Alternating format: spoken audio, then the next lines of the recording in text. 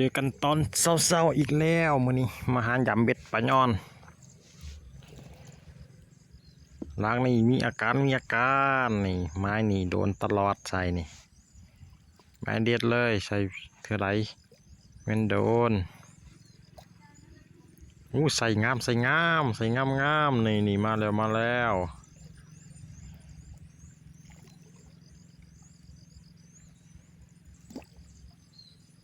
ตัวนี้เป็นสลามเนาะมองสลามไหลมาใส่ไม้มาคางนี่สลามใหญ่โดนเหงื่อกันยังเต็มปากเลย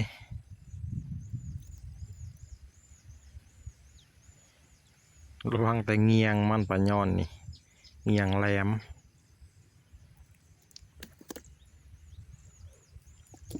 นานเห็นไกลๆเห็นแต่ไ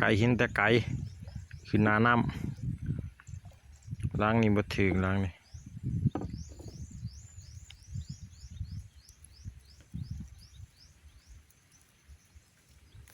ช่วงนี้ก็นำของลงในลายมือแล้วลงอยู่ตลอดเหงื่อกันยังคือเก่าตัวนี้เหงื่อที่ใส่เป็นเหงื่อจิลีด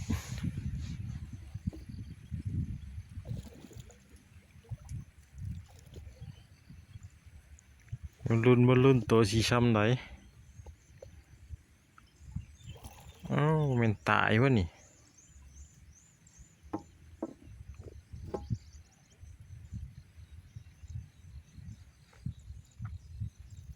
ตายตัวนี้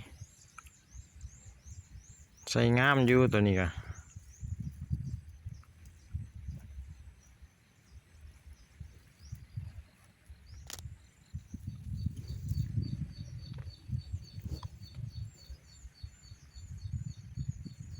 ใส่งาม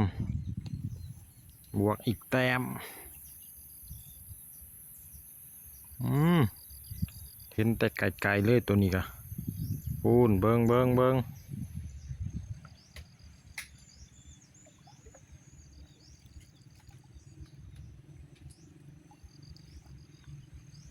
วิธีการใส่ของเฮากับสิประมาณนี้เนาะใส่ผูกใส่แถวปลายไม้แค่มพังตัวนี้ก็ใส่งามอยู่ตัวนี้ก็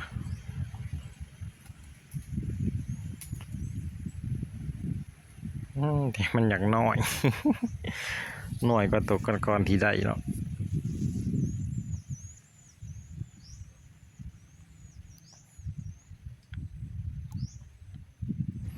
ใส่น้อยตัวนี้พอได้ตืมกันหน่อยกะ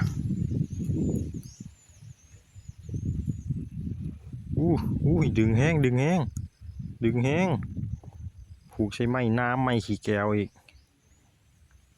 ลำบากนี่จะไม้น้ำ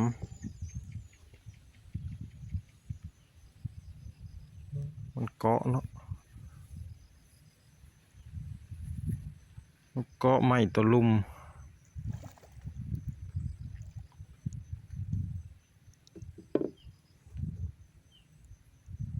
ก็สิเอายากในจักหน่อยเพราะมันไม้น้ำตัวนี้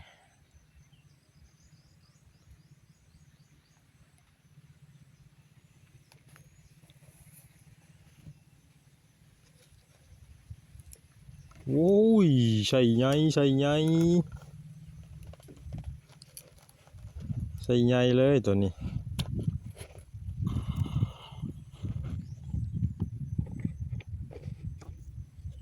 กินเต็มปากนั่นเบิ้งทุ่มพูนมีอาการแล้วนะ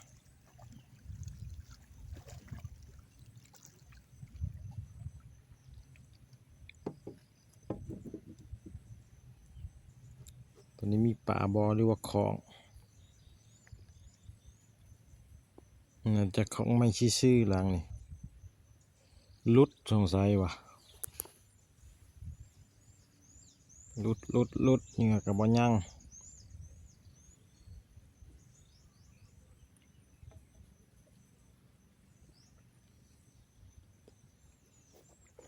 สงสัยตัวใหญ่ตัวนี้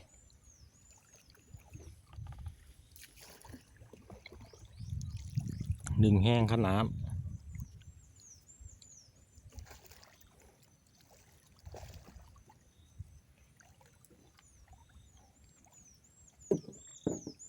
พูนไม่ติงเงาใหญ่บ่ใหญ่เดี๋ยวใส่ใหญ่อีกแล้วย้อนใหญ่ใส่บิ๊ก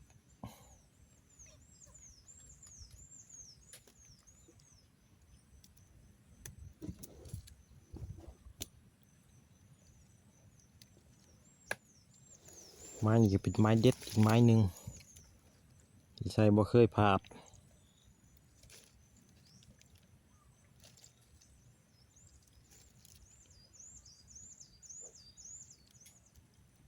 นี่ใส่ใหญ่พี่น้องบทสรุปผลงานของเฮามื้อนี้เนาะใส่เบ็ดปลาย่อนจำเบ็ดปลาย่อนที่แม่น้ำคลองมื้อนี้ก็มันเติบอยู่มื้อนี้อ่ะมีแต่ตัวใหญ่ๆนี่ใส่บิ๊ก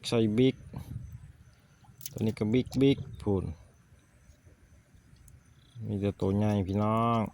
ตัวน้อยก็บ่หลายเท่าไรมีแต่ตัวใหญ่มัน